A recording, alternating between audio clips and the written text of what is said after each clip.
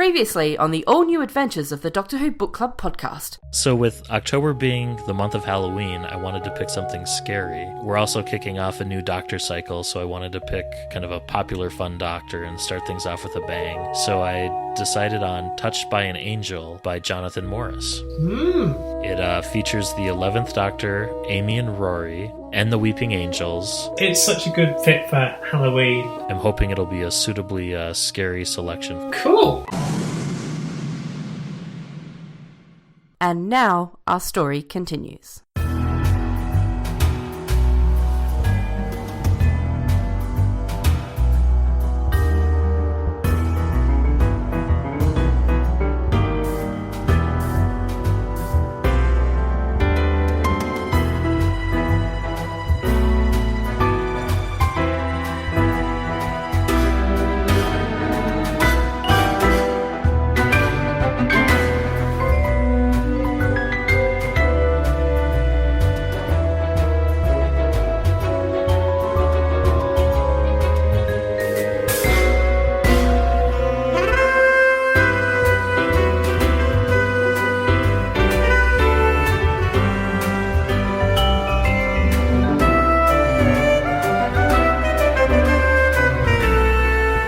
Welcome, everyone, to the all-new adventures of the Doctor Who Book Club podcast. This is Matt in Minnesota. Chris in South London. We're in the month of Doctor Who, innit? Yay! Yes. So it's exciting. It's getting cooler. The leaves are starting to turn. It's going to be Halloween soon, and it's perfect Doctor Who weather. It is. I mean, I can understand why, like, when Doctor Who was in the spring and the summer and everything, but it just feels right. And also, the fact that it's now on Sundays will mean for the British TV audience, it's less likely to be moved around due to random acts of Strictly, which is the, for those of you outside of the UK, it's the UK Dancing with the Stars equivalent. Or actually, I think it's the thing that started Dancing with the Stars. As that moves into, throughout its season, it increases in length, and so the entire schedule has to rejig around. So Capaldi era Doctor Who was forever at different times of day. Time of the night, and at least with this, hopefully we'll get into a pattern. And I think it's also a more popular day in the US too in terms of TV viewing, because everyone's pretty much in on a Sunday night. And by now the first couple of episodes of the new series will have gone out, and Jodie Whittaker will have debuted as the new Doctor, but we are recording this a little bit early, so we have no idea what the new Doctor is like yet. Yes, and we're recording this a little bit early because by the time Jodie Whittaker makes her debut, I'm going to be in Australia. And I was just thinking the other day, the last time I was in Australia when a Doctor debuted was when I saw timey-wimey. So hopefully, yes, I think that's a very low bar, and I'm sure that the woman who fell to earth will go sailing over that. Well, if it doesn't, we're in trouble. If Jodie's dressing up as Mel for some reason, I think we tuned into the wrong show. I did pick up the new sonic screwdriver. Okay. Apparently there are two versions being made. The US version is by a company called 720, which I think is formerly Underground Toys, and it's kind of a slightly smaller version that has a rotating crystal in its center, so it sounds like this. And the one from Character Options, which is the company that's put all the other Sonics out, to date, that one's slightly larger in scale, but its crystal does not rotate, so there's a little bit of consternation from fans. And there's also plenty of new Doctor Who books available in the coming weeks, including 3 hardcover novels by Juno Dawson, Una McCormick, and Stephen Cole, as well as a book called The Secret of Vault 13 by David Solomon. So there's plenty of new Doctor Who both on our screens and on the book side too. Yes, yeah, exciting times. And next month we'll be able to tell you what we think of the new Doctor. Yes.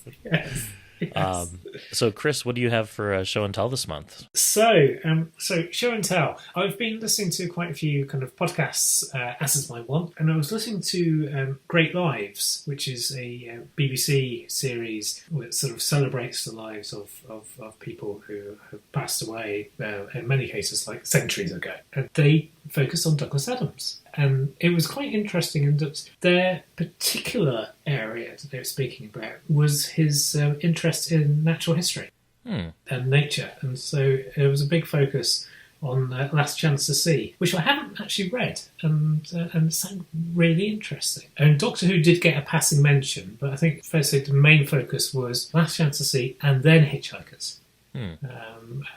And with bits about Dirk Gently as well. It was quite fascinating, and also it wasn't a hagiography either. It did seem to touch upon a few different sides to him, and yeah, I thought it was quite fun. And well worth a listen. I also heard as well an episode of Imaginary Worlds, which is an excellent podcast that speaks about various different aspects of genre. And each episode they focus on a different topic. And sometimes it's about kind of language in science fiction and fantasy. Sometimes it's about food. And this episode was about radio dramas. I had interviews with kind of Dirk Maggs, who's done a lot of superhero stuff, as well as I think he's done some of the more recent Hitchhikers. And they also spoke about kind of like the original Hitchhikers series. Yeah, go listen to Great Lives if you've got if you have an interest in finding out more about Douglas Adams, and also go and listen to Imaginary Worlds just anyway because it's really, really good. Very cool. I hadn't read that particular book that you referenced that Douglas Adams did. What was the title of it again? Last Chance to See. Last Chance to See. Yeah, and also I think Stephen Fry did a follow up because it was there was an accompanying radio series. And Stephen Fry did a follow-up after Douglas Adams had passed, unless my memory mistakes me. Cool, I will have to check that out. So, what are you bringing to the table? So, this month I'm going to be talking about another Doctor Who book that I've been reading and greatly enjoying. Last month I talked about, I think it was a River Song short story, and this month ties into our October theme of something terrifying, and it's called Doctor Who Tales of Terror. And it was published around this time last year in 2017. It's an illustrated hardcover anthology book with 12 short stories, one for each Doctor, and I'm about halfway through reading it. And there are 6 authors, and they write 2 stories each for the collection. The authors are Jacqueline Rayner, Mike Tucker, Paul Mars, Richard Dungsworth, Scott Hancock, and Craig Donaghy. And the illustrator is Rowan Eason, and so each story has got an illustration along with it, and most of the illustrations are quite creepy. They're done in that kind of black and white etched graphite drawing style, and I'm not sure if the illustrations are deliberately off-model or not, but the one for Ben, Polly, and Jamie in particular looks nothing like the actors. But it does suit the mood of the story.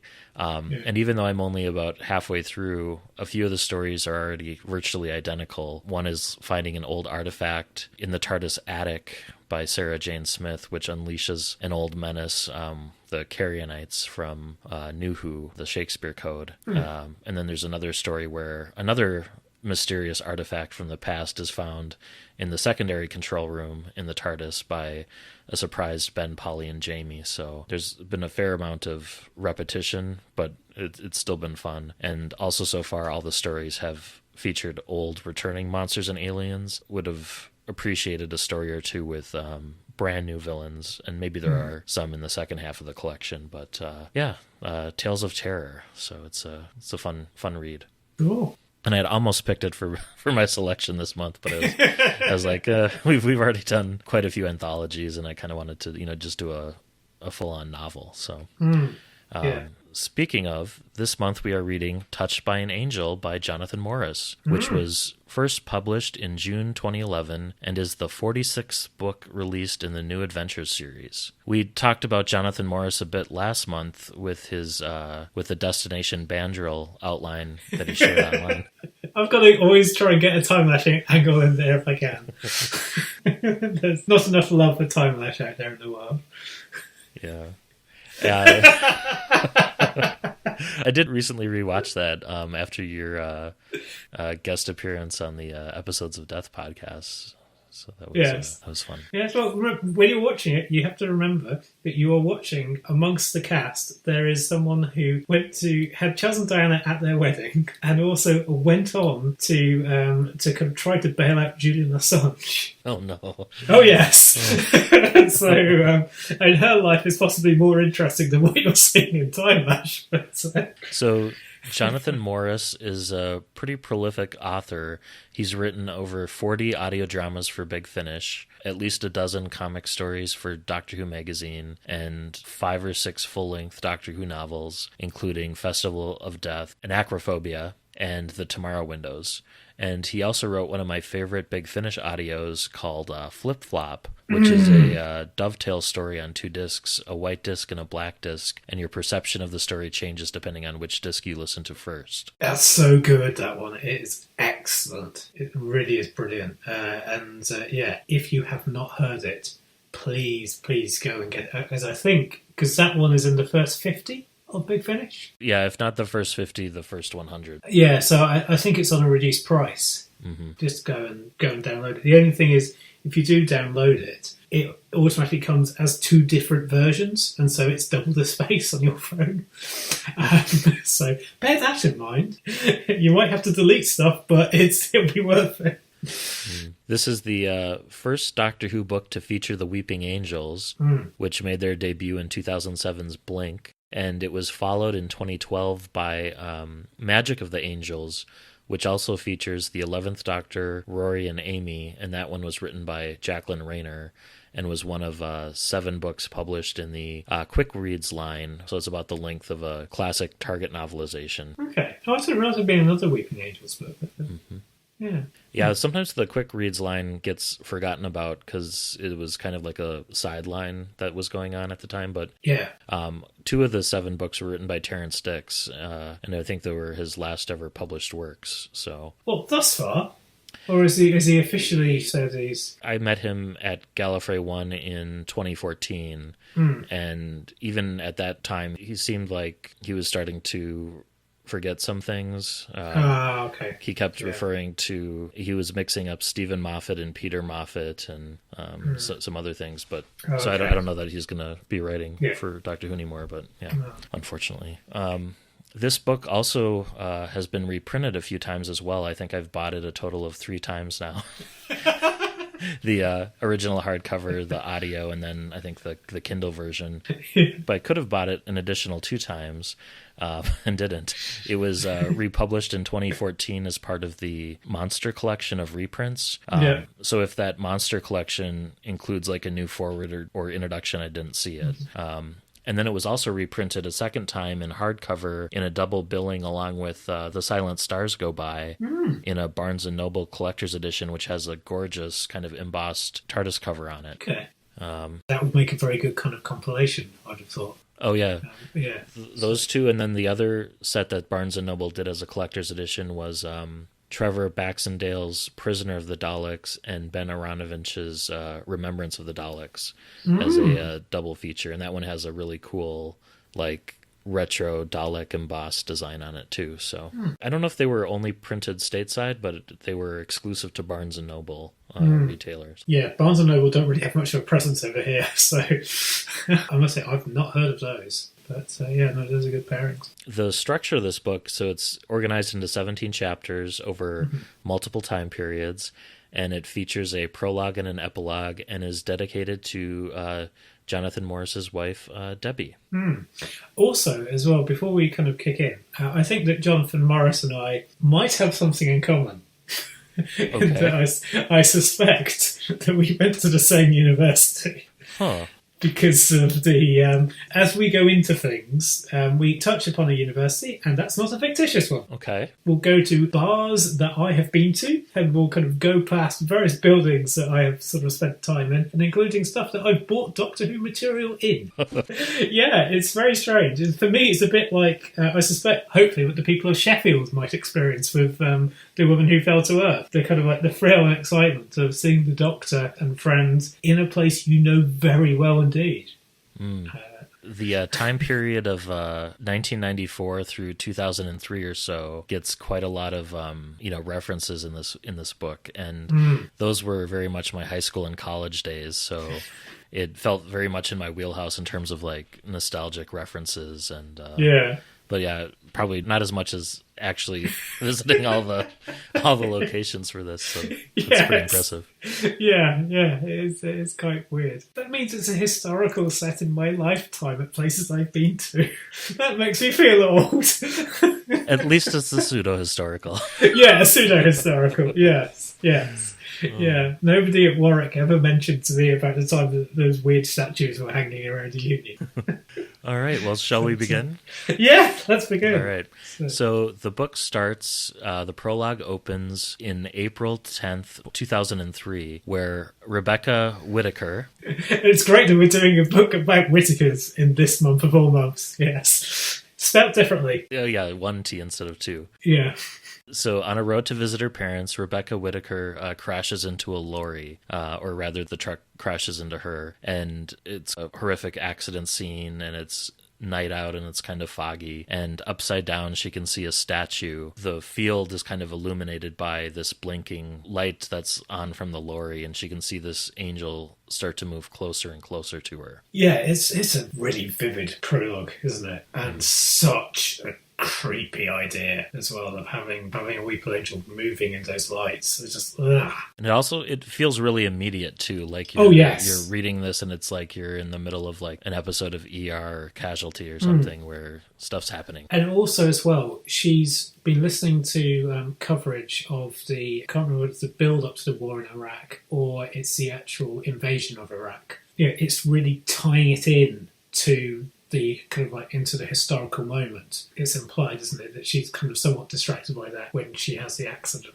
Mm-hmm. So we move on to the 7th of October 2011, so just over 7 years ago by the time you're listening to this, possibly, or more. And Rebecca's husband Mark is still very much in mourning for her, and his colleague, a lady called Siobhan, suggests that he ought to try to kind of have a bit of a social life.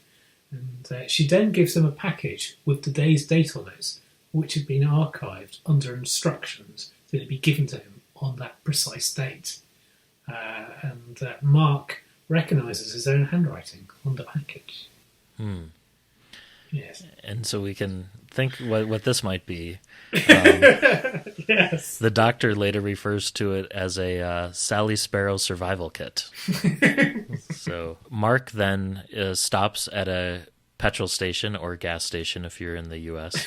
on his way home, and he glimpses the statue of an angel on the closed-circuit television screen in the petrol station.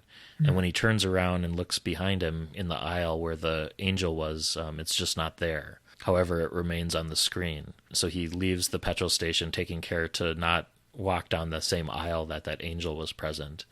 And the same thing happens at a Chinese restaurant where he's picking up some takeout, and they also have a CCTV screen, and the angel's there as well, observing him, and appears closer. And then finally, as he's passing by an electronics store on his way home, the televisions in the shop light up, and they display Mark walking by on the sidewalk with an angel right beside him on his shoulder. And then he hears a voice warning him not to look, turn around, or close his eyes. And this man instructs Amy and Rory to keep watching the screens with the two kind of alternate blinking. And then the voice explains to Mark that he's being stalked by a weeping angel, which is currently being observed by Amy and Rory and thus is quantum locked. He then tells Mark that it's safe to turn around, and at that point, Mark meets the 11th Doctor. And the Doctor explains that the angel can only exist on screens or within closed-circuit environments and can only touch Mark if he's visible on the screen as well. Mark then runs home, but he forgets that there's a camera by the door to his apartment in the lobby, and the angel gets him at that point, and he's touched by the angel. Yeah, it's such a good scene, isn't it? And it's so creepy. And just being kind of hunted by them on. I mean, okay, sure, we have had we've had image forms of them in the show before when the 11th Doctor first meets the angels on TV, but still, this is wonderfully creepy stuff. There is a bit here that I think is missing, that we never get throughout the entire book. And I started looking for it here, and it never materialized. No pun intended. But Amy, Rory, and the Doctor never get a proper introduction. The Doctor, apart from this scene with Mark, we don't learn, that the Doctor's a time traveler, or that we don't even learn that Amy and Rory are married until I think chapter 8 or so, which makes me. At first, it made me wonder when exactly this was set. If it was like the tail end of season 5 or like beginning of season 6. I feel like what's missing is just like a introductory scene, like in the TARDIS or something. Where it's like the Doctor was, and it kind of is more Target novelization sort of geared. But it's like, if on the off chance that you do have like someone who's never heard of Doctor Who before, it would be nice to at least set up who your main protagonists are. I wish it would have taken that step to give them an introduction. Oh, I think you've accidentally hit the nail on the head. It does set up who the main protagonists are of the book. And the main protagonists are Mark and Rebecca Whittaker. Yeah, that is... Yeah. That's true, but it's also like, if that were the case, I would have wanted like the narration to either been from, say, Mark's perspective, but like first person, or from the Doctor's perspective and Amy and Rory. But it kind of jumps back and forth between the two, and we do get a few scenes where it's just the Doctor, Rory, and Amy in the TARDIS. Where Mark has no insight into what's going on or what they're talking about. That's true. So I felt like it was like a foot in both kind of styles, which is fine. But if he was going to do that, then he also would have needed just, a short paragraph or something introducing. But I totally get what you're saying, and I agree that I think Mark and Rebecca are probably would be considered the main protagonists. It's their story more so than it is the Dr. Amy or Rory's. Yeah. But also, I think as well, maybe having... I agree it's very unusual to not have like an introductory scene, but also I think it would interrupt the flow, because you go from the death straight to Mark, still sort of having great difficulty living his life afterwards. And there's not really a good spot for it. No, and that's such a strong opening. Mm-hmm. So I suspect that they probably had great debates in editing about this. But yeah, okay. So yeah, the Doctor, Amy, and Rory, they use the timey-wimey detector, eye roll, to trace Mark, which I think is the same one from Blink, based on how it was described. Yeah, I think it is. And they arrive at a block of flats in Bromley. So this is the second Doctor Who book we've done this year that had scenes set in Bromley. And also, Mark is working in Croydon, and he drives along the Croydon flyover that I think your husband has been on. So your husband's been very close to it. So I don't know what it is about Croydon and Bromley that the new Who novel writers find so fascinating. Yeah. Anyway, when I was saying to my wife that we're reading a novel that features my university and also features scenes in Croydon, and she said, "Did you write this?" I was like, maybe I do fall back in time and I become Jonathan Morris. Or you're yet to. Yeah. Yes. So okay. So at the block of flats, there's an angel at the entrance, but a chunk of stone falls off its wing when the Doctor taps it. And the Doctor says this is because the angel's used up all of its energy. He also reckons he can follow the residual time energy to find where Mark's gone to. Rory sort of decides to stay behind to learn a bit more about Mark, and the Doctor agrees to pick him up in an hour. Listen to that hour, yes? So back in the TARDIS, the Doctor learns that Mark has been sent to 1994, which he's intrigued by, because previously the Doctors have not sent people back in their own time stream. Is that true? Or the angels, right? Oh, yeah, sorry, previously, the angels have. But is that true? So I think at this point, we hadn't seen the angels take Manhattan yet, right? Yeah. But I think it's true for all the other time displacements we saw. They get kicked back farther back than when they would have. Well, no, there would have been some overlap even in Blink, right? Where the older detective Shipton, he was both a DVD producer in the late 90s, early 2000s before he died, but he was also a young detective at that time. So yeah, I don't even think that's true or holds true even with what we saw in Blink. That's a good point. But anyway, so the Doctor reckons there's a risk of paradox, and so he wants to prevent this, but the time trace is quickly fading. How does a time trace quickly fade?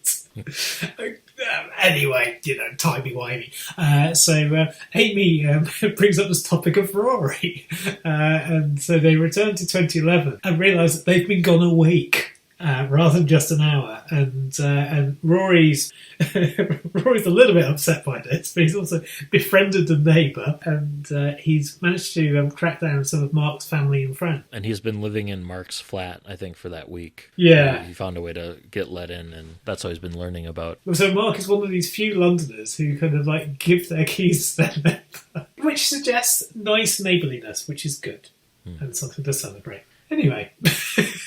So then Mark, he was touched by an angel, and now he wakes up kind of disoriented, and he doesn't really know where he is. He finds the envelope that he had put in his coat pocket earlier but hadn't read yet, and there's a letter with a list that's signed by his own name in his own handwriting. And the first item on the list reads, June 10th, 1994, arrival, which he learns from a nearby newspaper that's the date. And the letter explains that he can't easily return to 2011 and that he needs to set himself up with a new identity and that he can, quote, save her, in reference to, I think, his wife Rebecca and her car accident. Mark then visits his mother, who, to his surprise, does not recognize him. And this part reminded me of it's an early Twilight Zone episode called Walking Distance, about a man who travels back in time to his youth and kind of goes through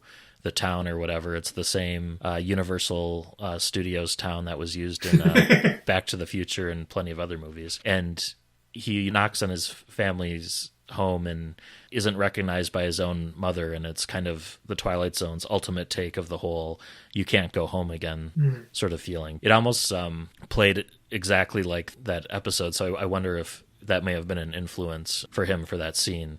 Mark pretends that he's a distant relative from Canada, and he pleads with his mother, her husband, so his father, should go get a heart exam because he knows that his father only has 3 years left to live, but his mom doesn't seem to be super convinced by that. So then Mark sets off and travels by train to where his younger self was a student. I mean, I know sometimes when you're reading these things, it could be like sort of a fictitious university or something, but like no, some of it is fictitious, but the majority of it is. When you get into the Union Building, for some reason, it gets really, really accurate and specific. Very cool. Yeah, I went to University of Warwick about 3 years after, but the bars and everything that get named were still there. Huh, so I wonder if Jonathan Morris was like a... I suspect he went there, yes. Wow. It's fairly accurate. Cool. Slightly annoyingly, the radio station was known by a different name in the time of the book, but... yeah, it was called W963. They then changed it to Radio Warwick, which makes sense. Huh. Well, very cool. That'll be one of those unexpected kind of tie-ins that we seem to keep running into, which is wonderful. Well, yeah. So, yeah, for some reason, sort of Doctor Who seems to centre around Bromley, or at least modern Who spin-off fiction does. I don't know why. Anyway, right, shall we... Mark, he feels a strange tingling in his hand, and he glimpses a blue police box following the train outside, kind of floating in the air, similar to what had happened in The Runaway Bride. Yes, very much, yeah. And the TARDIS crew can see 6 weeping angels perched on top of the roof of the train. Yeah, yes, it's still really good, isn't it? Mm-hmm. But, and I like the fact that he does try to come up with an explanation as to how come he doesn't have an English accent. Sorry, how come he doesn't have a Canadian accent, has an English one. Because I was just thinking, yeah, I bet you don't sound terribly Canadian. And so, so Mark now, he goes from Coventry on a bus that I have been on many times in my life, and he sees his younger self with Sophie, who was his girlfriend at the time, and his housemates, Lucy and Rebecca. So Lucy's one of the characters we're going to be spending the least time with, but she does pop up every now and again, and she's rather great. She's a goth lesbian, and it's just I really love the Lucy scenes. That's really nice. Yeah, she seems nice. She also seems like she's like out of the movie The Craft. Yes, in terms of her dress style and the early mid-90s, it definitely had a very unique yes. kind of dress. And I think I knew a few Lucys at Warwick. I don't know if it was something in the water. So they head off to the student union building. So I don't know whether you know what a student union is. I think we have them. We have those in the U.S. So it's like, oh, do you? Okay. Let me describe what they are for our colleges and see if they're similar. Yeah. Universities, if they're similar. So it's like a student center, or so it's not only like meeting place for activities, but there's also food and drink, and depending on the type of university and the liquor laws, which is a whole other story for the U.S., they may or may not have a bar on site. Sometimes some universities don't. Some do. I think fewer do today due to the just the liability of having it. But certainly in the early 90s, they were more common, I'd say, in the States. Yeah. It's I would say it's fairly similar, with the exception that student unions in the UK definitely have bars. Okay.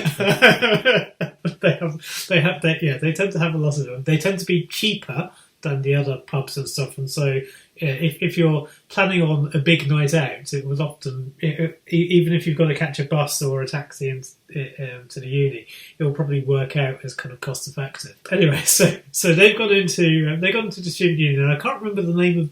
I don't think he actually names any of the events because like each day of the week at the uni had its own night, like a theme, sort of. Well, no, there was, so on Monday nights there was Top Banana, which was this 80s, 90s nostalgia-y stuff. There was the Whip Round, which does get a mention, which was often up-and-coming indie bands and things. I nearly went to go and see Snow Patrol there. I did see Stereophonics. I don't know whether either of those are bands that have become famous in the US, but they're certainly well known in the UK. Yes, Snow Patrol got pretty famous here, I'd say, around 05 or 06. Yes. I liked them when they were good.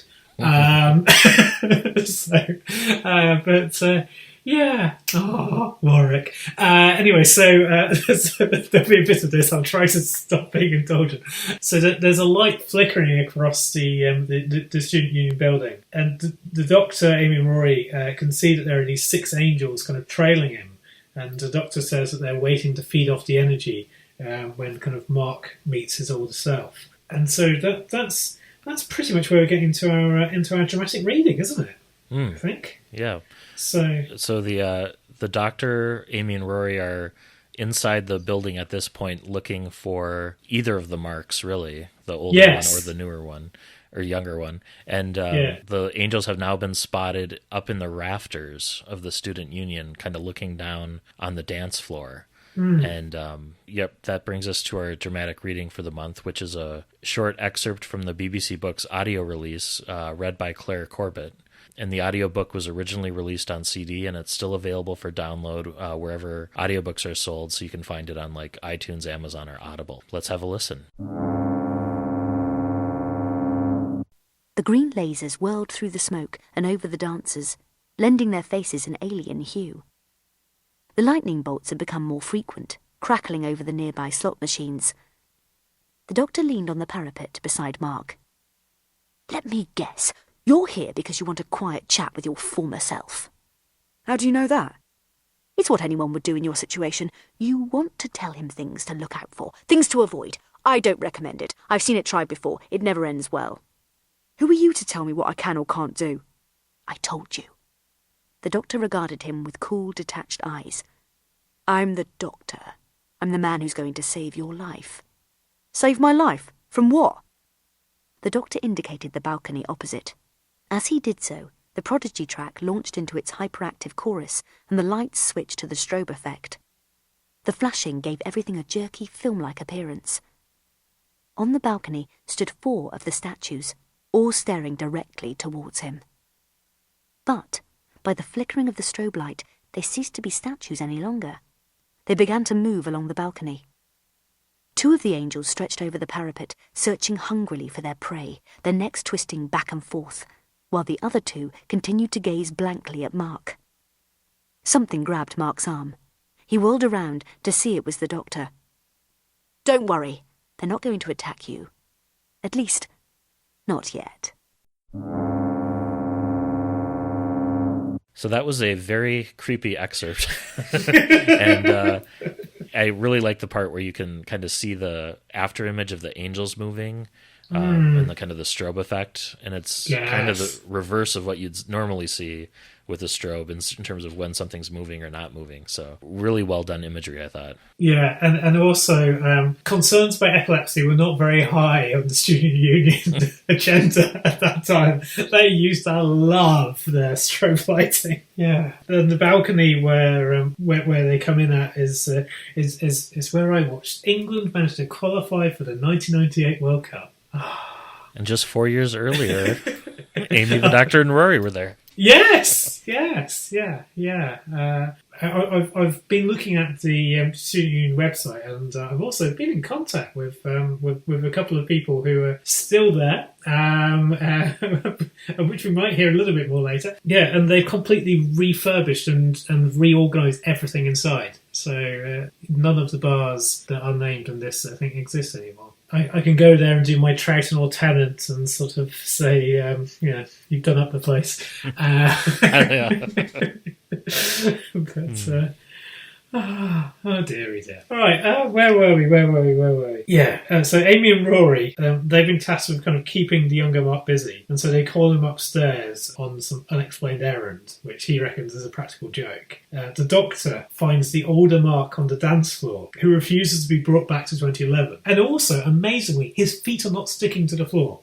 Because that dance floor, it was just reeked. And also, it was full of smoke as well. Because in those days, you could smoke. Oh, yeah. I don't miss those days of like coming home. No, I do not. Just, I do not. All your clothes have to immediately go be washed, yeah. Yeah, so with work earlier on this year, I went to a country where it's legal to smoke in hotels, and it was just weird. Yes. Foreign lawmakers, don't do that. Just ban it. Anyways, so Mark isn't wanting to go back to 2011, and so the Doctor punches him and drags him out of the building, claiming he's drunk. Which I don't know that I could see Matt Smith doing that, maybe. I don't know. I was just wondering that, and I was like, yeah, maybe. I've been watching some of the Matt Smith era today. Yeah, I think certainly in season 5 he could. He might have done that. But yeah, so they're met by Amy, Rory and the Angels and escape by jumping onto a bus, which suggests that the bus service there was more reliable in 1994 than it was in 97-98, because I remember freezing waiting for buses there. Anyway, and the younger Mark, meanwhile, is left alone on a rooftop outside the Union with Rebecca, and they kiss for the first time. And also, dear listener, that rooftop, I used to look down on that on a regular basis because it's right by the radio station where I used to do quite a lot of DJing. So yeah, it's cool. And also in their running tour, as they run past pretty much every bar that was at the university, and also they run past the Warwick Ball, which is the student newspaper that some cruel people said was very appropriately named, and which I reckon, because there's such a shout out to it, that Jonathan Morris must have written for it. Because also the Hall of Residence that pops up later, because I googled that because I thought that's not a Hall of Residence name I recognise, and it was someone who was an editor of the Boar at roughly that time. Okay. Yeah. Jonathan Morris must have been on the paper. So he was probably there, if he's going by the dates and stuff, 3 or 4 years before you were there, maybe? Yeah. So, but who knows? We might have friends in common. I definitely went. I went to the Warwick Ball with a flatmate of mine who didn't want to go on her own because she didn't want to come across as being weird. Oh, okay, right, fine. It's nice that I'm regarded as not being the weird one. There was very unfortunately kind of like a split between the radio station and the newspaper, which I never understood quite why. Both sides regarded each other with great suspicion. And the radio station let me go to watch football for free. So I thought, yeah, I'll go and do that. Yeah, most of which were deeply tedious, because the student newspaper, there's not a lot going on. Though there was a gossip column that would occasionally get into trouble, and a friend of mine got sacked by making some very salacious allegations and got into the local nutpaper proper. Oh my. Yes. I can't remember what they are, but they're probably just as well. Anyway, right. Shall we move on? Yeah. So the next morning, they're at a nearby hotel. The doctor explains to Mark what the Weeping Angels want and that it's vital that he get back to his current time. Mark says he cannot, and then he kind of comes clean to them about the letter, and he says that he put the letter in a safety deposit box. Mark explains this reasoning by telling of a time when his wallet was mysteriously returned to him in Rome, and he believes his older self was behind that. And the doctor offers to use the TARDIS to achieve the same results, but Mark refuses, which leaves the doctor suspicious that he's hiding something. For the most part, they believe his story, though, and the doctor allows Mark to stay in the past if he promises not to interact with himself or alter history. And he also wants Mark to make a copy of the letter and send it back to himself when the time comes, so the doctor says that won't cause a paradox. One thing I forgot about earlier, I do like that the doctor snuck into the student union claiming to be a maths professor. Yes, because he was dressed like that. That was pretty funny. Well, and he asks whether they look like students. And, yes, near enough. Yeah. Yeah, and he claims that Amy and Rory are his top students. And he has this idea that it's a gathering of professors or something. Yeah. Oh, dear. And also, I had mates that were kind of like bouncers for the union. So I like to think that those people that we're dealing with were people that trained my mates. Did you have anyone in your head when you pictured Mark, like specifically like an actor? At first I was picturing the actor, I think his first name is also Mark, who was in Love and Monsters. I was kind of picturing him, but then it kind of changed throughout. Yeah, not especially, I have to say. At first I was kind of picturing him that way, but then it kind of changed over time, and I didn't really have a clear actor in my head that I was thinking like, oh, they'd be perfect for Mark. For Rebecca, I had kind of like Rebecca Hall in my mind. Okay. I don't know if I'm familiar with her. She's in Iron Man 3. Okay. she's a British actress. But that's possibly the main thing that immediately comes to my mind that you won't necessarily know her for. Okay. Which brings me on to an interesting thing, because like Rebecca, we see Rebecca quite a bit. I mean, I'm not entirely sure that we ever really get to know Rebecca, but then again, this is a book more about Mark and Mark's perception of her. Yeah. So some people might find that very frustrating. I did really like the conditions the doctor set for Mark for needing to stay back in time. And he goes on for like 3 pages of different things like you can and can't do while you're back in time. And I thought that was really clever and kind of fun just to kind of like read through the doctor's laundry list of, okay, if you're going to do this, here's what you need to know. Yeah. So it was fun. Yeah, and you can totally imagine the 11th Doctor doing that. So. Well, and the other thing, too, is like with Amy and Rory in this, can't help but think about, and Jonathan Morris wouldn't have known this at the time, but, thinking about their ultimate fate and how, like, Amy and Rory are there listening to, the doctor saying, like, if you ever get sent back in time by an angel, here's what you need to do. It added this, like... poignancy. Yeah. For sure. So back in the narrative, we find out through a series of flashbacks that Mark and Rebecca stay friends after college. They sleep together in 1996 after drinking, which is another thing. This book gets quite grown up, not in a new adventures, let's see how much sexual references we can chuck in here. But it's like, if you hand this to a 10-year-old, I don't know. But it teaches them about how people can live their lives. So, yeah. This would be like a strong PG-13. Yeah. In terms of... Yeah, particularly because they agreed that their night together was a mistake, though Mark was lying about this. And their friendship becomes kind of... it fades away a bit. So they meet up again in 1997 when Becky, as she now is seeing a chap called Anthony, and Mark is dating Jenny. They're living their lives separately, and... Becky hands Mark a lottery ticket that she thought was his. She hands it him. The older Mark is around as well. And he picks up a newspaper that the younger Mark had been holding. and the two Marks experience a tingling sensation in their hands. And Mark and Rebecca keep in touch after this meeting.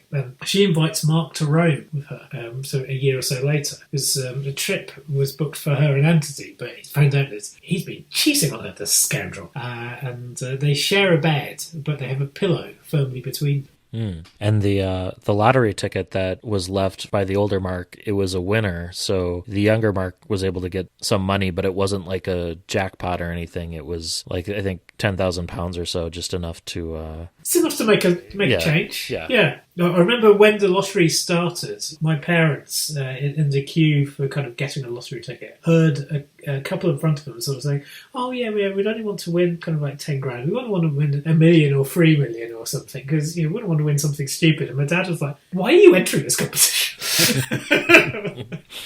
Anyways, so the 90s. So the doctor, since he's suspicious about, Mark's motivations and that Mark maybe wasn't telling him something when he was, describing the letter, he ties the TARDIS to Mark's timeline. So they're able to kind of, from the Doctor, Amy, and Rory's perspective, this adventure might be only taking a day or two total, but from Mark's perspective, they're going throughout his entire life, and he's seeing them very rarely, but when he sees them, they always look the same. Whereas when they see him, of course, he's aged 5 or 10 years or however long, every time they drop in on him. So they return, so they're watching his life or his timeline for any temporal disturbances from the TARDIS, and they're pulled forward to 1998 to the Rome visit. And of course, it has to be in Rome, where there's plenty of statues everywhere. Why not? Oh, yes. Yeah.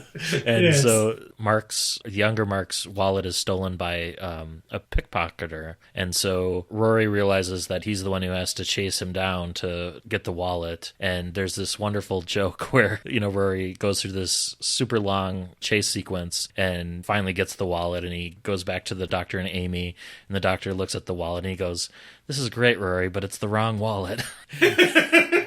But the Doctor was just joking. It was he grabbed the right one. From there, the Doctor turns in the wallet to the hotel, and he's still aware that there's temporal disturbances happening because he can kind of feel them as a Time Lord, and the TARDIS doesn't want to leave yet. Mark, the older Mark, remembers that he and Rebecca also got locked in a museum on this trip, so the TARDIS crew needs to ensure that happens.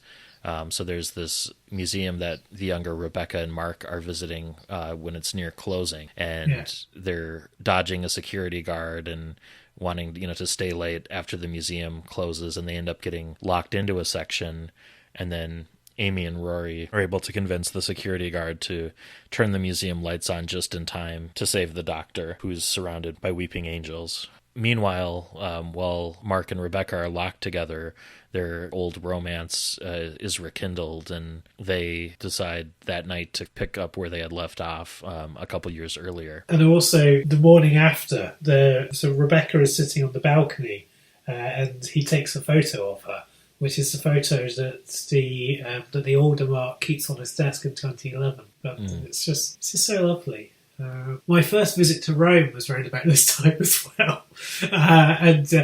Pickpocketing was something quite spectacular. It was a performance art. I mean, you would see them, if there was like a cafe, sort of like a street cafe, you'd see people crawling along the ground trying to get into people's bags. Oh, wow. It was just like, wow, Rome is a fabulous city. And this was another one of my wife's things saying, are you sure you haven't written this? We've got Warwick, we've got Coventry, we've got Croydon, we've got Rome. Yeah, I haven't.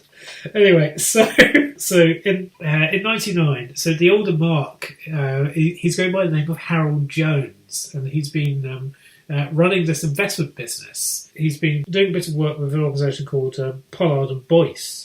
And Mark asks Pollard to allow his younger self to get a job, but he also tells Pollard to never reveal his involvement. Meanwhile, the younger Mark, not missing a trick, proposes to Rebecca whilst they're moving in together.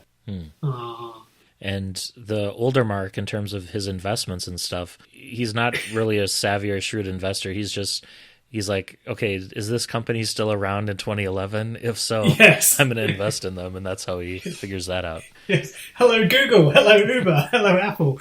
Yeah. Not that Uber was around there, but yeah. I mean, the great thing about the older Mark is he's doing what most people would do, isn't he? Because also he can't really claim, if he applies for a job, he's going to have to make up a whole host of backstory. So basically, the easiest way for him to survive, is to try to kind of like invest defraud the stock market. So after the TARDIS crew leaves Rome, the Doctor finds another disturbance along Mark's timeline. This time in November of 2000, and he learns that the older Mark is planning to attend his own wedding with Rebecca as that distant Canadian cousin. Yeah. So on the way to the church, the Doctor causes the limousine carrying Rebecca and her father, so Mark's father-in-law, to crash, and the older Mark offers them a ride in his car to make it to the wedding on time. So the Doctor, Amy, and Rory have to follow, and so everyone's kind of crammed into the car. And then the Doctor is worried too because Mark says that Rebecca wasn't late to the wedding the first time. So that means the Doctor has to go back into town, get his TARDIS, then give Rebecca a ride in his TARDIS so that she arrives on time or even a few minutes early. She steps out of the TARDIS near the wedding location, and her dress gets splashed with mud. So then he has to go get her an identical dress, bring that back, and then he goes, her bouquet, so he has to go get her that, and then time to change, and he's just completely exhausted by this point. You can totally see like Matt Smith delivering this line of like, anything else? And then he does a trick with his glasses, similar to what the Seventh Doctor and the Second Doctor used to do. He hypnotizes Rebecca and her father so they don't remember the incident at all, which is kind of cool to have that callback. Yeah. However, so having done all this, the Doctor finds that there are angels blocking the way to the church and realises that they're trying to keep the two Marks apart. There's also a little sequence where they see where Rebecca is going to be buried one day, which is near the church as well, which is really kind of sad. Yeah. Because they see that, or see her standing, basically on her gravesite in her wedding dress, which is crazy. Yes, yeah. So we move forward a little bit further in time. So 5th of June 2001, Mark is beginning to copy the letter which had told him where to intervene and when. And in fact, it's the second copy that he's made. The first was one that he'd shown to the Doctor previously that had missed out the words, "You can save her just as I did." It's a crucial omission, isn't it? Mm-hmm. Meanwhile, Mark's younger self accidentally discovers that this mysterious Harold Jones has been promoting his career and attempts to track him down. Yeah, he finds Harold's apartment and he's surprised by how similar Harold is to himself. And the older Mark is starting to worry because he doesn't remember this meeting taking place at all. And so he tries to pretend to be, the kind of like the Canadian cousin type thing. And then the younger Mark spots the letters, reads those, and then there's flashes of electricity and smoke everywhere. Mm-hmm. And the Dr. Amy and Rory are trying to... So the TARDIS pulls them to this incident. From their perspective, they had just left the wedding, and they're trying to get into the older Mark's apartment building, which is kind of like this penthouse suite because he's done very well for himself, and they're unable to get inside because there's like this force field holding them back, which the Doctor describes as being an effect of from the Blinovitch limitation effect, which has been referenced in the show several times. And they eventually are able to break through it and enter, as do the Weeping Angels. And at this point, because of all the sparks and smoke and activity, the penthouse catches on fire, and the Dr. Amy and Rory drag the two Marks outside. The older Mark comes to and tries to retrieve the letters, but they've burned up in the house fire, and he's worried that history's been changed. And then the Doctor says that it could have been the Weeping Angels all along who have created this as a paradox that they want to feed from. And then quite cleverly, I thought, the Doctor's able to see when he's glimpses, because he had at this point had never seen the original letter, but while he's in the apartment, he's able to, and he notices that it was written on psychic paper. So it was whatever, the reader wanted wanted them to see. So that was interesting. And then Mark drives away, refusing to answer the doctor's question as to what else was on the list that the doctor, or that he's not telling the doctor about. And then the doctor erases the younger Mark's memory of the incident, which explains why the older Mark doesn't remember it. And the younger Mark goes home to his wife, Rebecca. And then Rory remembers that Mark didn't have a wife in 2011. So the three of them figure out that she must have either died or Mark and her got divorced, and he's going to prevent that from happening. Despite all of that happening, then suddenly another Rory shows up and greets the other three, and he says that he was sent back in time as well by an angel from 2003. So the doctor uses his sonic screwdriver to neutralize the Blinovitch limitation effect, which allows the two Rorys, if they touch each other, they won't short out and cause the end of the world.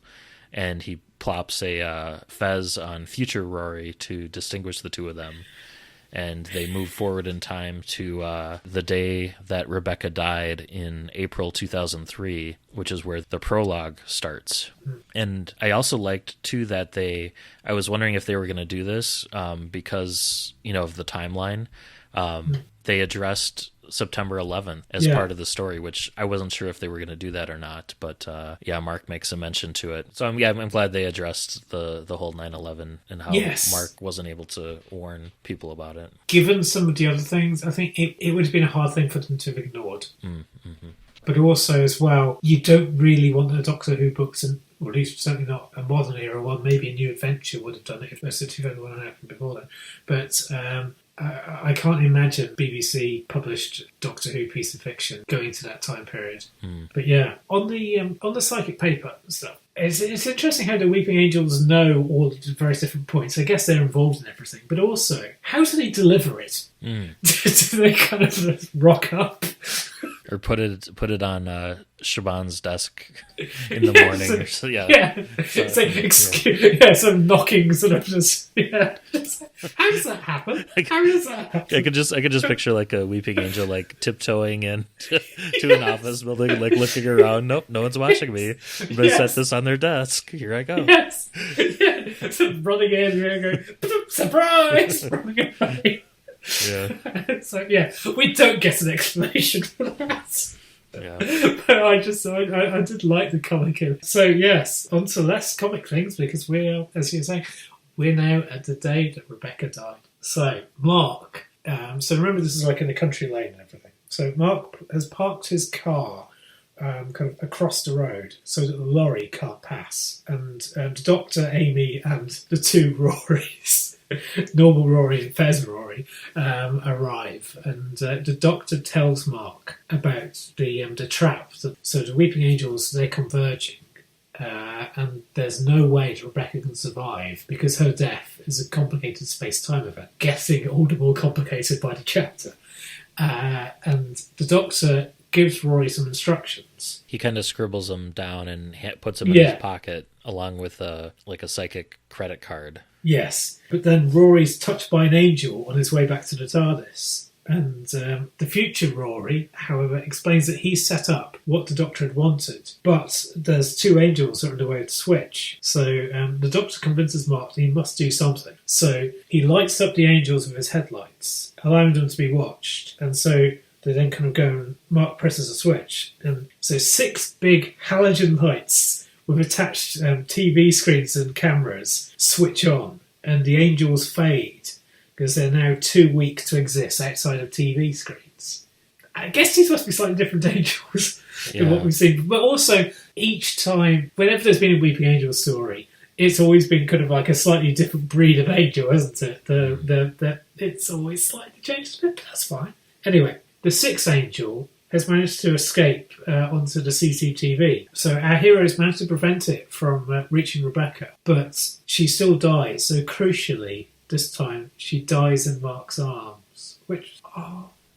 and the Doctor explains that the 6th angel was the one that was trying to chase Mark in 2011 through kind of Croydon and Bromley.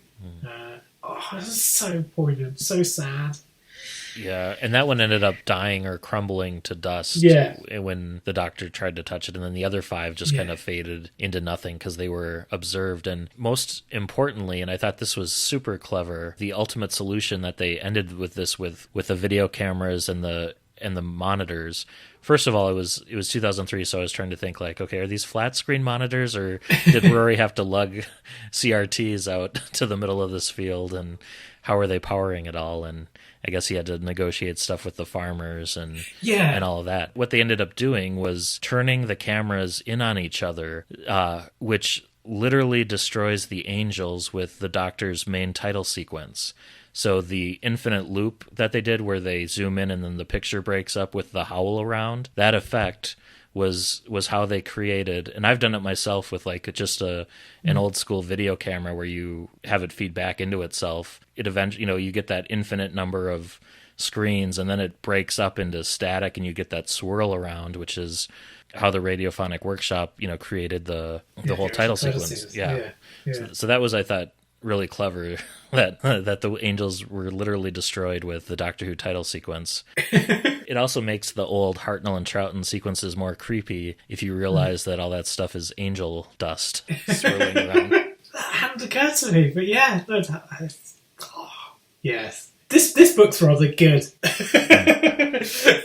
Anyway, you probably guessed that was my opinion by this stage Anyway, right. So then there's a bit of an epilogue where they take Mark to Rebecca's funeral so he can experience that again, and then takes him back to 1993, where he meets a young Rebecca in the dorms near the university, and he kind of tells her a life story, which is somewhat accurate, somewhat not, changing some of the details. And she listens to him, and first of all she's like, oh, why is this older student / professor talking to me? But she eventually listens to his story and advises him to stop mourning his dead wife. Rebecca touches his face and leaves just before his younger self arrives and meets Rebecca for the first time. And after she touches Mark's face, the Doctor says it shorts out the differential, almost like a bit of static electricity, breaking a circuit, and it takes the 9 years of aging that Mark did by being sent back in time, that gets erased. So Mark looks like he did at the beginning of the story. So he's 37 years old again in 2011, and he can go on living his life, having gotten a chance to say goodbye to Rebecca, and he's able to have closure, and decides he also still has all the money that he's set up from when he was pretending to be Harold Jones, the investor. So he decides to look up his old friends from college, so like Lucy and others, and kind of tell them the story and what's happened. Not that they'll believe him, but yeah, kind of ends optimistically for Mark in that he's had some closure and is able to move on now. And also, I was glad that we went for that kind of ending rather than history being changed. So, he is able to move on with his life, because it would have felt like such a cheat if Rebecca had lived. And when I finished the book and kind of closed it, the first thought that came into my mind was I really, really liked it, but that I couldn't help but think that it would have been even more satisfying had the genders been reversed and it was Rebecca trying to save Mark, because something I didn't like, and you kind of alluded to it earlier, but I didn't care for how like Rebecca was trapped in this very specific web where it didn't seem like she had a lot of choices. It made me think a little bit of Clara's situation in being, her being the impossible girl. And I think they could have sidestepped that and avoided it completely had the protagonists, just been gender swapped. But it was kind of a minor thing. But it was, when I finished it, I was like, that was really good. And I was like, that would have been even better if Mark had been in the car and Rebecca had been trying to save him. But we'll stop there because the book's done. But then I'll ask, so what did you think of the book overall? Yeah, I thought it was great. I mean, I think one of my challenges is because I'm like, wow, it's at my university, that I was just kind of thinking, am I cutting it slack? Or am I actually really enjoying this? No, I'm just really enjoying this. This happens to be a really enjoyable book that is just set in a place I know. Yeah. I'm just going to be making sort of weird, sort of like pleasure noises. It's just so good. And also, as well, because it touches upon grief and moving on. And yeah, this is not a kind of like a light throwaway thing. Because I know that's one of the criticisms that people make of new series books, is that they're kind of like aimed at a significantly younger audience than the New Adventures were, and that they're just throwaway. And this isn't. I mean, I've always enjoyed Jonathan Morris's stuff, as I said last month. But oh yeah, no, this is fabulous. I thought, really, and so poignant at times, and you just feel so desperately sad for him. And as well, as I said earlier, I mean, when he's in the past, he is often behaving just how I think most people would if they're honest. Yeah, that part seemed really realistic to me. Another part I really liked was just how moody and atmospheric it was. There was really good descriptions of scene details, the weather, and it lended itself to a very like melancholy kind of outlook. And it feels more like Blink than anything in terms of other Weeping Angels stories. And as you were saying, it's more Mark and Rebecca's story, and the Dr. Amy and Rory are just participants in this. And in some ways, it's very domestic and small scale in scope, but in a good way. It's nice to have a story where the entire universe, doesn't hang in the balance, and it's just, one person, their life, but it was very satisfying from that perspective. Yeah, I mean, the stakes are ultimately small scale, but they're so personal. I also really liked the kind of the undercurrent of tension that the angels had in the background. It felt like almost like a constant threat, like you would have, like, if you were, I was trying to like thinking like, okay, when else have I felt this feeling? And it's like when I'm watching like The Fugitive or a Terminator movie or something, where it's like this constant, like in the background, like they're coming after you sort of thing. It felt suitably scary from that perspective. Yeah, I mean, they're like a force of nature, aren't they? I mean, it's like Jaws or something like that, where you just know that they're coming for you.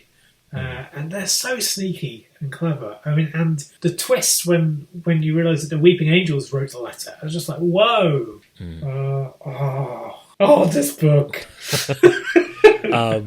One thing I wasn't a big fan of necessarily, but I was glad it was limited to just the tail end of the book, was the whole to Rory situation. And that's just from the fact that I think that the Matt Smith era in general has too many situations involving duplicates. Yeah. Or running into themselves, like Amy and Rory in the Distance in the Silurian episode, or multiple Amy, Rory, and Rivers in some of the Date with the Doctor shorts that were on the Blu-rays and DVDs, not to mention the whole ganger business with the duplicates. So from that perspective, I thought like, oh, here we go again. But I'm glad it was limited to, had there been two Rorys throughout the whole book, I would have probably not liked that as much, but I'm glad it was just limited to the part it was. This was written before quite a few of those stories that you've spoken about were shown. That's true. I mean, okay, sure, BBC Wales, or whoever it was that would be kind of looking at the novel synopses, would have kind of known, oh, yeah, hang on, we're doing something slightly similar. But yeah, I think I'm prepared to cut a bit of slack on this. But yeah, I do see where I do understand, but I couldn't think of any other way which they can deal with the Weeping Angel's menace at the end. You have to have something like that, and so someone had to kind of go back in time and set it all up. The other criticism I had was just that, so like the last 11th Doctor book we read, I thought Amy was underused in this story. Rory got some cool scenes, but again, I thought Amy's role was really limited to just being kind of a sounding board for the Doctor. And being jealous of Rory when he chats to any girl in the university. Yeah. But then I've been watching some of season 5 today, and it's like, yeah, there are times when Amy and Rory are together where Amy's all just kind of like pouty and everything. And yeah, it's interesting. I think Amy is probably a character that might be difficult to capture because I think a lot of it is in the performance. Yeah. I mean, just watching season 5, I mean, Karen Gillan's doing so much kind of like the Troughton to actory business and stuff like in the background and everything. Whereas with Rory and the Doctor, their characterization is a lot in the writing as well as in the performance. So I think that might be why, of the admittedly only 2 11th Doctor novels we've read, that the Doctor and Rory come across so strong and Amy doesn't quite. I did like how Amy did address the whole like blinking with one eye at a time. I'm glad that was finally talked about in the story, and I thought there would have been maybe some more references to Time of the Angels and Flesh and Stone. You know, maybe Amy saying something like, "I don't want to start turning into an angel again," which made me wonder like how much Jonathan Morris knew about the stories, because it seems like they didn't really reference that 2-parter at all. No, Amy obviously knew who the Weeping Angels were, but But I think also it might have caused, unless it's just like a passing reference, which admittedly could have done, I think it might have caused the book to be bogged down, because it's got this narrative pull. Yeah. It really does. If you've still got this far and you've not read it, if you've enjoyed some of the new adventures, do go and get this, because this is really good. I think it would have worked as a TV episode as well. Oh, definitely. Yeah. I think it still could. Okay, sure, it would have less oomph with a different cast, but also maybe in about 7 or 8 years, Big Finish, they can do an adaptation of this. Yeah, that would be really good. Yeah, and though it would be a bit difficult with doing this on audio with an older and younger Mark, because that's the other thing that TV I don't think would have done that particularly well, because like we've seen certainly the BBC at the start of this decade, their aging effects are not great. It might have been a bit of a mess. So maybe a book is the best way for this. But I did really enjoy like its commentary on grief and loss and kind of moving on with your. The themes throughout were really well presented too, I think. Yeah. I think any younger readers would have definitely taken that away. It's important. We all go through these horrific things, but you just. Yeah, and as hard as it can be, and I know I've not had this experience, but but you just have to pick yourself up, and it's so difficult. And I'm glad that it didn't all get timey-wimey the way. Yeah. Because as I was reading this book, I was like, okay, don't do that. Yeah. Don't hit the reset switch. Yeah, and I'm so glad it didn't. And also, I think as well that you could hand this book to people who had a passing interest in Doctor Who but hadn't really read any of the novels, and I think that they would have a great time. Particularly because, like, when I was describing the plot of this to my half, she said that it sounded quite like A, The Time Traveller's Wife, and B, One Day by David Nichols. Because, like, at one point I was thinking, this is kind of like if Richard Curtis had written a Doctor Who thing that was actually Doctor Who and not all about Vincent van Gogh. And then I was like, yeah, no, it is like a David Nichols book. So I don't know if you've seen One Day or Started for 10, but particularly One Day, because that's about a student romance, and it checks in on that romance on the same day for a number of years and sees how their life goes, and felt quite influenced by that. And The Time Traveller's Wife. Yeah, have you ever read The Time Traveller's Wife? No, I haven't. I've thought about it. It just and I know there's like a film adaptation. Yeah, not as good, but yeah, certainly. The book is brilliant. There's quite a few people I know who don't read science fiction, and sort of that was the one science fiction book that they've read. Because certainly in the UK it was a phenomenon. I've heard Stephen Moffat was recently hired by either HBO or Showtime, one of the premium channels here in the States, to adapt it as a TV series, and I thought, well, that's kind of what he did already with River Song, but it sounds like he's going back to that well. Yeah, it's a bit different, but it's somewhat darker than Doctor Who. It'd be interesting to see whether, because there are certain things that I suspect even HBO with Game of Thrones might think, don't think we want to really touch that. So there may be some editing. But yeah, if you've enjoyed that and you haven't read either of those, do go and do that. I'd recommend Time Traveller's Wife rather than One Day, because in One Day I could not understand why they got together. I found the male character utterly infuriating, but people love that book, so I'm obviously wrong.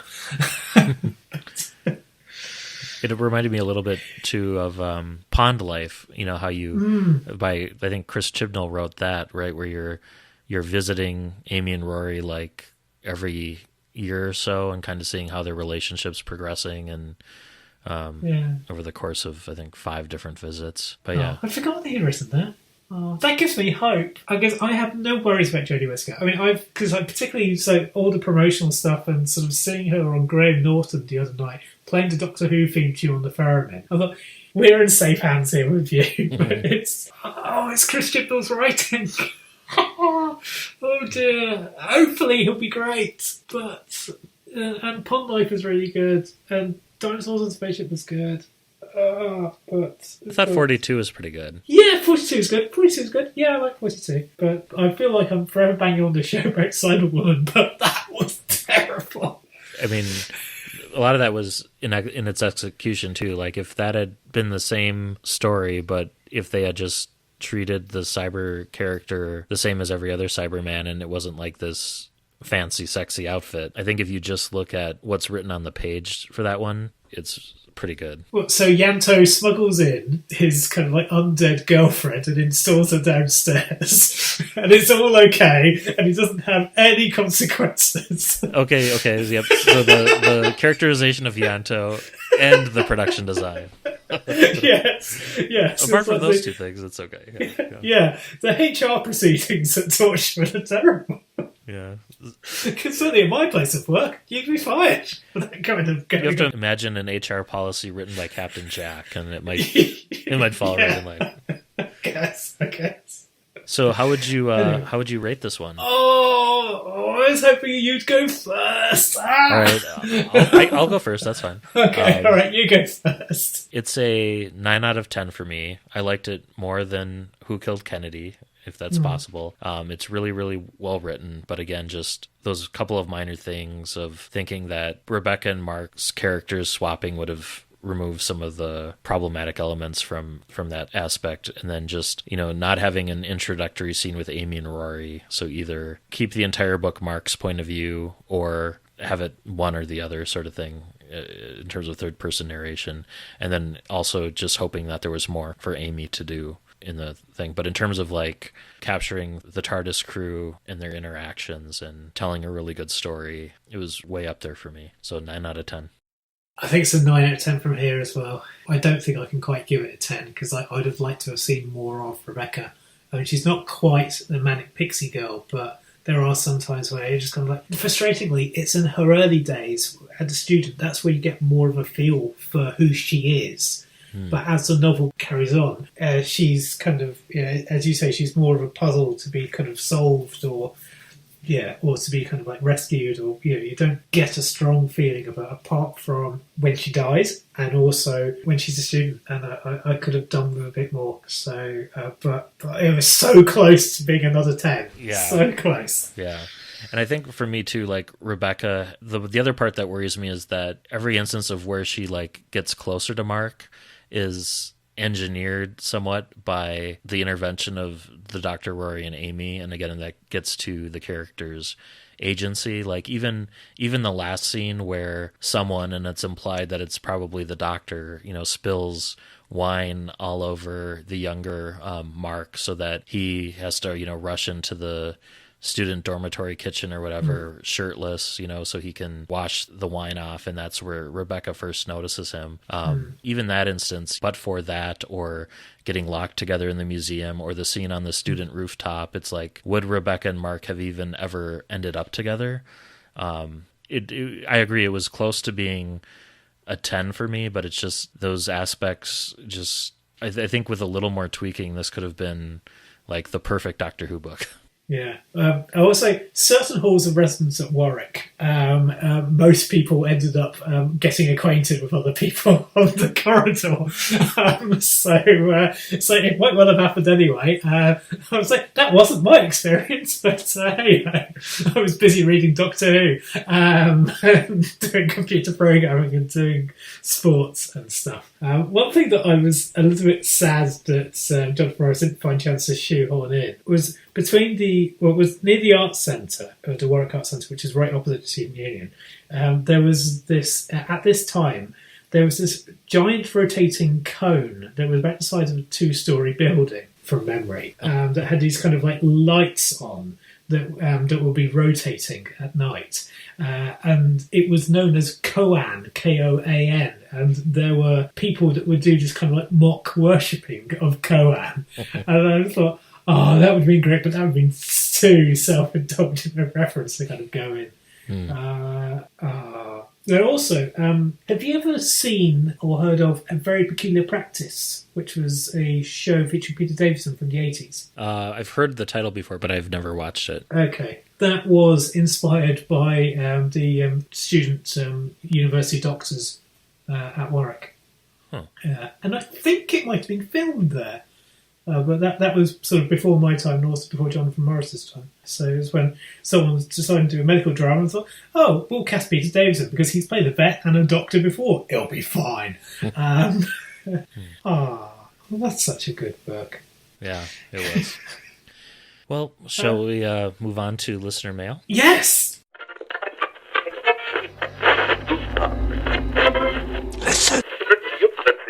So, Chris, any details you'd like to share for your upcoming trip to Australia? Are you going to be doing any sort of meetup or... Alas, it's looking like it's going to be a bit tricky too. So, frustratingly, we're in Melbourne on the day that Splendid Chaps are doing a recording, but I think I'm unlikely to be able to get there due to spending time with relatives, which is fair enough, because like we're going out there to see relatives rather than pop up in the audience of podcasts. But because as someone's pointed out to me, I do that enough as it is here in the UK.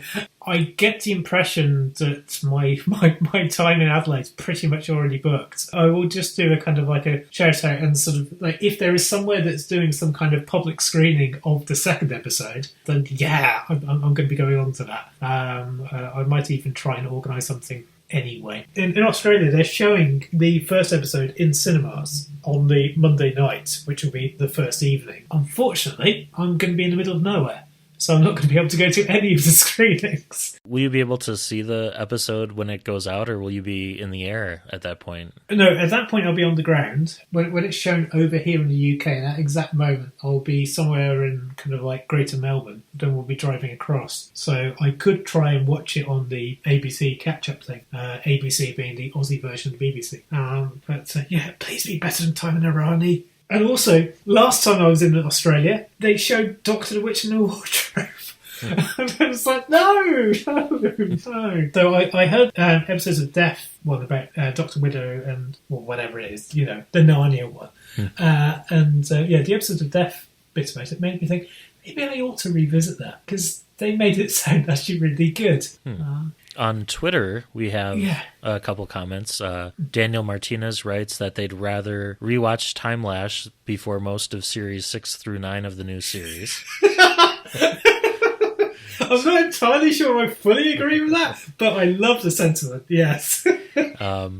Ian Garbett writes that he's excited for Roger Hargreaves' 13 Doctors Mr. Men compilation announced for March rather than paying £4.99 for each one. And then Benji tweets to us about the new 13th Doctor books coming out and says that they were most looking forward to The Many Lives of Doctor Who, which is a comic flashback miniseries put out by Titan. And Max Office writes that Combat Magics has the most interesting title of the new books, but The Good Doctor has the most interesting cover art. Max also appreciates that the covers seem to have more effort put into them than some of the recent other New Who book covers. I don't disagree there. Chris, anything from Facebook? We've heard from Eric Gulbranson, and I hope I've pronounced your surname correctly. So Eric asks if we're going to be sort of posting a schedule of which books we're doing, and quite often we don't know. Like there are times when we're doing the picks when certainly I don't know. The other party doesn't know which one we're going to be going for. But I am sometimes letting the people on Facebook have a little bit of a heads up, sort of like once we've figured out what we're going to be doing next. Yeah, I tend to like the surprise of announcing it at the end of each podcast too. So, and then it also gives us flexibility if we want to change our minds at the last minute too. So, yeah. So, though I tend to read the book earlier on in the month. You tend to read the book later on in the month. Because I just like to get it over and done with so that I can relax for the final week or so. And I like to have it read as close to recording as possible so it's still fresh in my memory. Plus, I like to have a bit of like a week gap or so from when I'm done editing it and that it goes out to when I start on the next one too. Yeah. Our reading schedules are kind of not synchronized as a result. That's okay. No, I think it's because of my personality. I just need to get it done. It's my character flaw. Do please, I mean, if there are things that you want us to do, then do kind of let us know. And we are, as a rule, we don't do stuff that the old version of the show did, but which is a shame because they picked some brilliant books as well as some thinkers. But there are still plenty of great Doctor Who fiction out there. So if there's something that you're quite keen for us to do. I know that people have in the past said rags, so that's there in the back of my mind. But yeah. It doesn't look like we have any email this month. You can email us at andwbcpodcast@gmail.com, and we're always happy to read your feedback on the show. So if you do have suggestions for books you'd like us to potentially look at in the future, keeping in mind we're starting this month I kicked off our new kind of Doctor cycle, so we want to get to all 13 Doctors. I think we've read what's available for the War Doctor. So we're taking him out of the rotation, but we're going to be including Jodie Whittaker and the 13th Doctor now. Yeah. We do also have an update to one of our responses last month. So listener Shag had asked if Chris or I were going to be attending Galley, and it turns out that I'm going to be going after all. Yay! So I will be there in 2019. It'll be my 5th Gallifrey one, having previously attended in 2004, 2006, 2014, and 2016 were my last appearances. And I'm glad that I was able to experience at least one of their conventions during the wilderness years when attendance kind of hovered around the 750 person mark. It's now up to 4,000 a year. And it may also end up being my last Gallifrey one for quite some time, not due to the convention or anything like that, but just, a limited travel budget and prioritizing other new destinations. And having already been to Los Angeles, I'm kind of ready to see other places and experience new things. But I will definitely be there in 2019. Not sure if I'm going to be on any panels or not, but we'll see. And I hope to hand out podcast theme badge ribbons, so still working on those. I'm not going to Cali because I'm spending most of my holiday I'm going to Australia. But yes, oh well. We do have a new iTunes review. This one is from listener Jeff, who guested a few times on the previous version of the podcast when it was hosted by Eric and Sean. Jeff writes, "So great to know that the Doctor Who Book Club podcast is in safe hands. Matt and Chris clearly enjoy the books they read, even the ones that aren't so well written, and the energy comes through in the podcast. I missed the original podcast after it ended, and I somehow missed the all-new version when it started. After binging the back catalog over the past month or so, I'm now current and look forward to each month's new episode. Keep up the great work, guys." Aww. So that was wonderful. Yes. Please leave us a review. Yes, and please, and if you don't want to write words, if you just want to give us stars, particularly if they're 5, then do that, because it does help.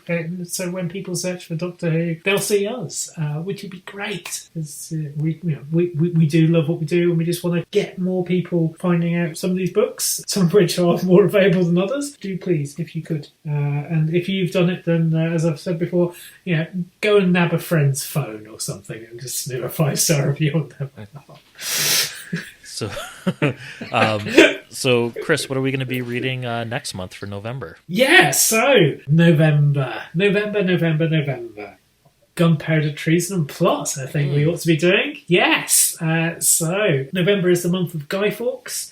The man who, it is said, was the only person who entered Parliament with the intention of improving the place. We are going to be doing The Plotters by Gareth Roberts. Ooh, so that's...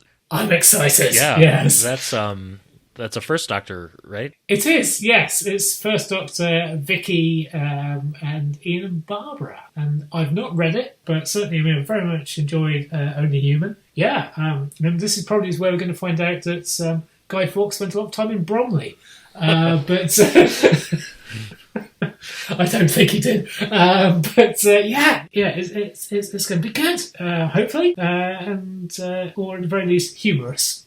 If you haven't seen it, I would recommend the slightly gory BBC One series about Guy Fawkes that he did last year, featuring Kit Harington, who is a descendant of one of the Guy Fawkes conspirators. Huh. I think he plays his ancestor, or I might be wrong. Yeah. So. Well, I'm hoping that it does not contradict anything from the 11th Doctor video game set in that same time period, which is the gunpowder plot with the 11th Doctor, Amy and Rory. So I'm certain it won't, right?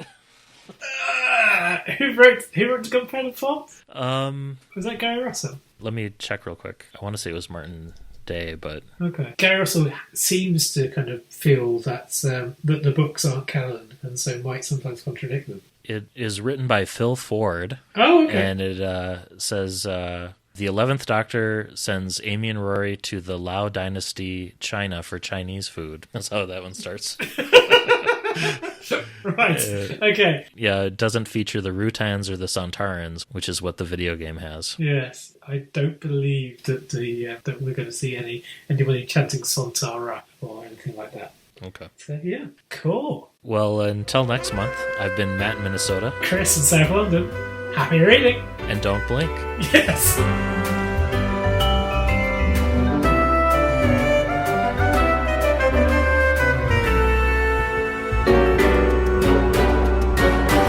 Thank you for listening to the all-new adventures of the Doctor Who Book Club podcast. Special thanks to George C. Music for use of their song, Doctor Who Theme, Swing Jazz Version. You can follow us on Twitter at ANDWBC Podcast and like us on Facebook. You can support the show by leaving us a rating and review on iTunes. You can contact the show by emailing your thoughts to andwbcpodcast@gmail.com. And until next month, happy reading.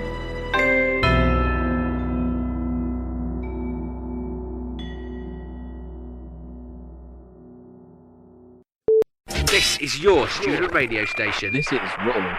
I'm quite pleased that you haven't guessed it. Yeah, I have no idea what it is. I was like, well, I could go listen because there were quite a few different audio clips. So I'm imagining it has something to do with a radio station at a college and potentially the same college that they're at. Bingo. Yes. And around the same time frame.